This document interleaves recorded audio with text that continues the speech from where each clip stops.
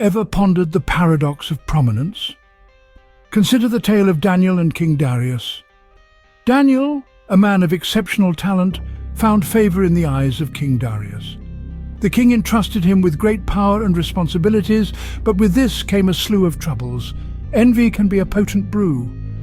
The other two administrators, in their jealousy of Daniel, conspired with the satraps to ensnare him. They sought errors in Daniel's governance, but found no trace of corruption or negligence.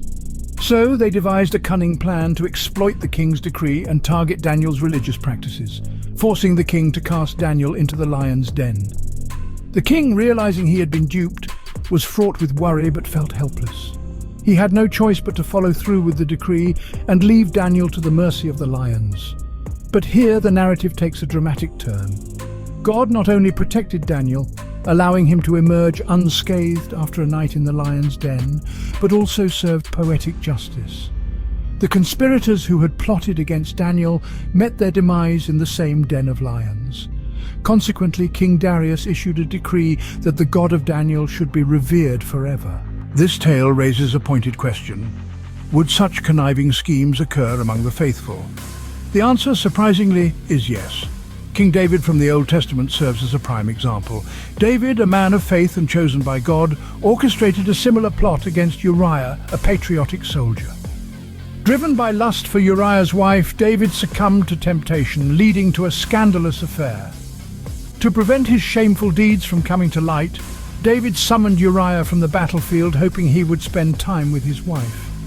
However, Uriah, loyal and principled, refused to enjoy domestic comforts while his comrades were in battle. In his desperation, David resorted to a devious plan to silence Uriah permanently. He ordered Uriah to be placed in the most dangerous part of the battlefield, resulting in his death. However, even kings are not beyond divine retribution. God's justice prevailed, and David's family faced the consequences prophesied by Nathan the prophet. What lessons can we draw from these stories? If even those chosen by God can falter, can church leaders err too?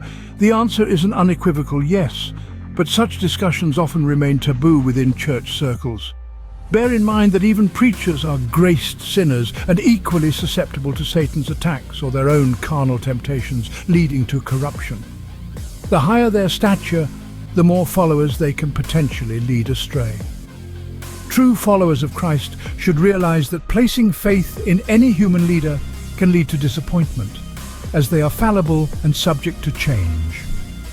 Only God, in his eternal and unchanging nature, is truly worthy of faith and trust.